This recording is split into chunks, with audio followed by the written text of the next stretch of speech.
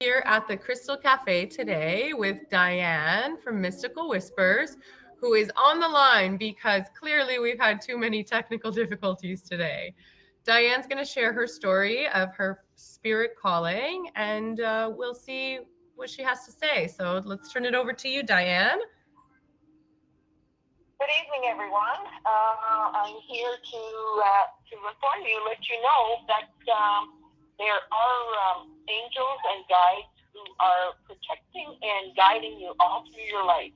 I've had several experiences, and it has brought me to where I am today, where I am here to help everyone who needs help. And what I do is I connect with your guides angels, and they connect with me. They tell me what you need to know. So if you're going through an issue, you have issues or a chaos going on in your life, they tell me what you need to know, and they're there to help you. Now it's just suggestions that they give you. All free will, whether you accept or do what they say. Okay, and that's how it. Like I have several experiences where I have encountered and actually saw my angel and my guides who has protected me and saved my life several times. Wow, that's quite fascinating. Can you tell us, Diane, how they give you these messages? Well, I'll give you an example. There was a time I was driving down the 401. I was caught behind a transport on the express lane. And I don't like driving behind transport. So I'm searching for a way to go around him, and I was boxed in. And all of a sudden, the transport in front of me just lifted up on one side, and it was going to flip. You know that saying where you see your light flash before your eyes just before you die? I literally saw myself and my son being squashed with this transport. Oh my gosh. I'm searching for a way out, right? And didn't matter where I was boxed in behind it. I couldn't get out. And all of a sudden, I swear to God, my angel came up, took the transport, put it back on all 18 wheels. So it was tipping. It was tipping, about to crush you and your son in your car, and you're surrounded, boxed in, nowhere, no way out.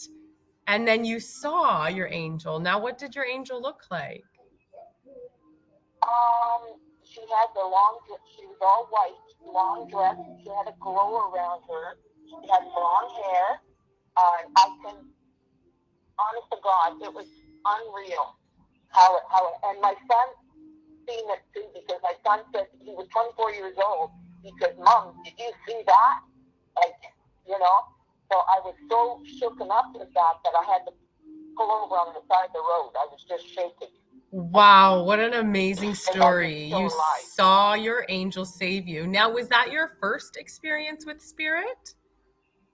No, actually, I was 12 years old, and it was 9:30 at night. I was in bed getting ready for school, like for the next morning, right? Early bed. And I opened my eyes. You know how you're half asleep and half awake? Right. Okay? I opened my eyes, and there was two figures sitting at the foot of my bed. And they were dressed, one was dressed like in the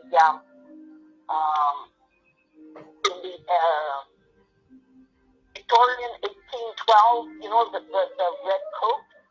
Oh, so like kind of ancient kind of dress, ancient stuff. Yeah. Okay. He was in an army outfit. The lady was sitting down. She was big.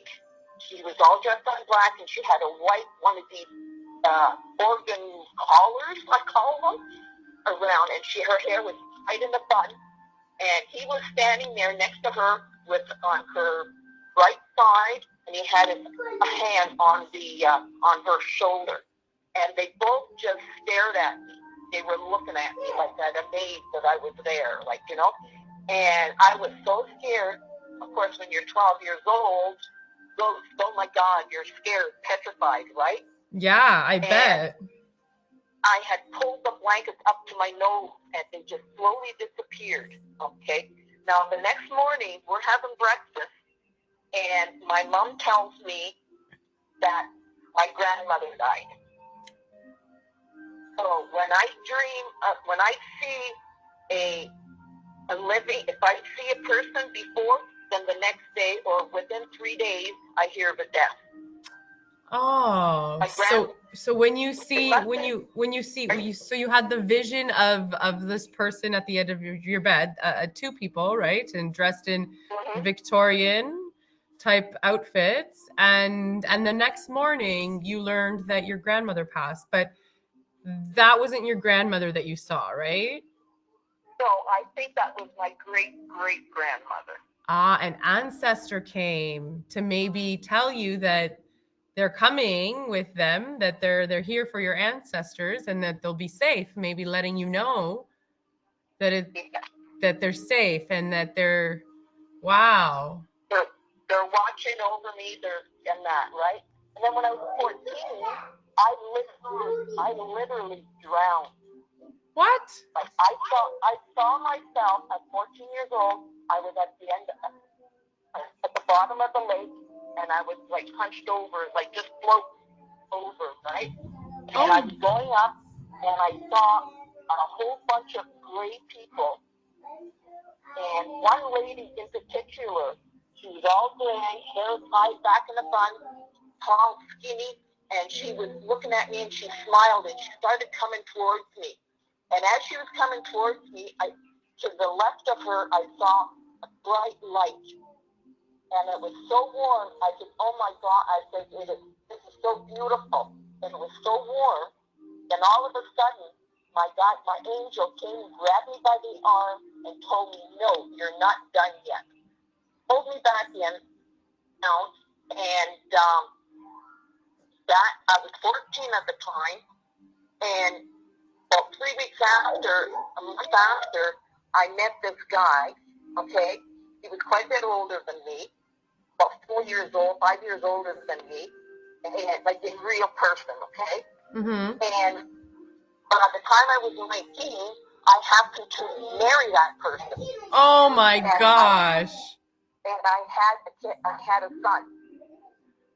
So when you were, when she said that you're not done yet, I was meant to marry to have my son. So you were like kind of, you said you're face down in the water.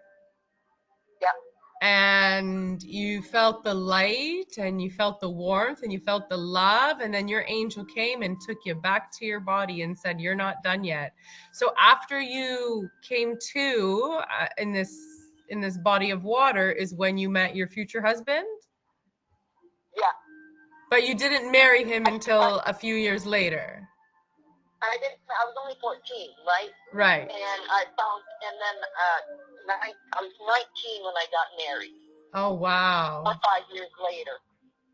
So that soul was already waiting to be born, and you weren't gonna get out of that one, it seems. Exactly. You were meant to have that child. Wow, what a great story. I got truth bumps all over. Yeah. And I do get visitors from the other side. I get messages. I lived in a house about 2008.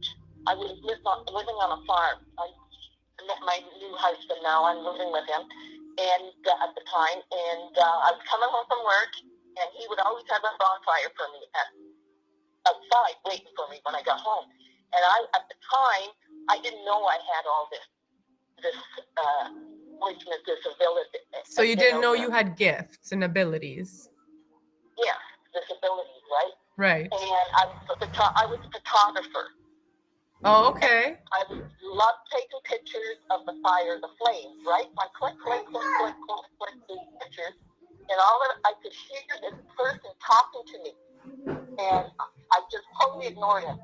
I thought I was going crazy, right? So I just ignored him. And then when I went back in the house, I took reviewing my pictures. Here he is he's in, I had grabbed a snapshot of him, and he's holding his shoulder. And when he was talking to me, he was telling me how he died. He died in a fire in the barn, and a horse fell on him when he was trying to save the horses. Oh my gosh. So you saw this man in the fire in his face. You know what? You've showed me that photo. That is a clear as day photo. Maybe we can share it here with our link when we put this up, because that is so fascinating. And so now, Diane, when you get these messages, are they just random? Like, can you be in the grocery store standing in line and getting these messages about the person in front of you? Or is there some special trick that you have to tune in or to channel? What I have to do when I go in crowds is I have to put my protection up. I have to put my guard up, because they can bother me. They can come at, I can go crazy. But, because they're all going to be coming at me at once. Just give this one a message. Give that one a message. Every my path, right? Right. So what I do is I block myself so that don't happen, because I'm not allowed to give messages or read a person without their permission. Without consent, right? So you can't, we can't be next to each other in the grocery store, and you can't tap me on the shoulder and say, by the way, your mom's right here and she wanted me to tell you this. That's not allowed. No. If I was to come up to you and there was a message from a loved one, I would have to ask you for permission. Okay. For your consent. You would have to say yes or no. And if you say yes, then okay, I can do that. But for me to just come up to a perfect stranger and say, oh, by the way, your mom says this, that's like, I can't do that. That's not. If I do that, they automatically, they will take my abilities away, and I won't be able to ever do it again. You won't be able to receive messages anymore. So exactly. People will get the impression that I'm a fraud.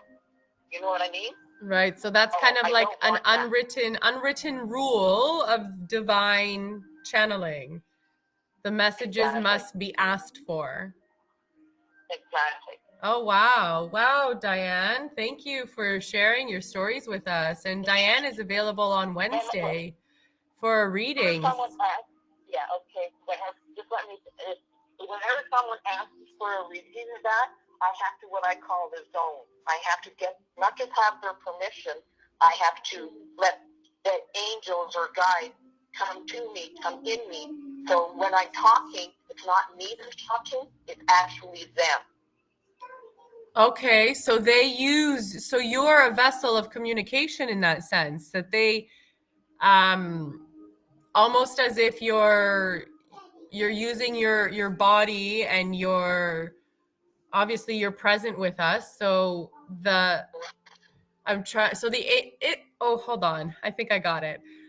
Is it kind of like in Sister Act? That scene, do you remember that movie at all? Where she channels Patrick Swayze without even realizing? Yes. Yeah, he steps into her body and she doesn't even know what's going on or what she can do, or the fact that she can see him and no one else can.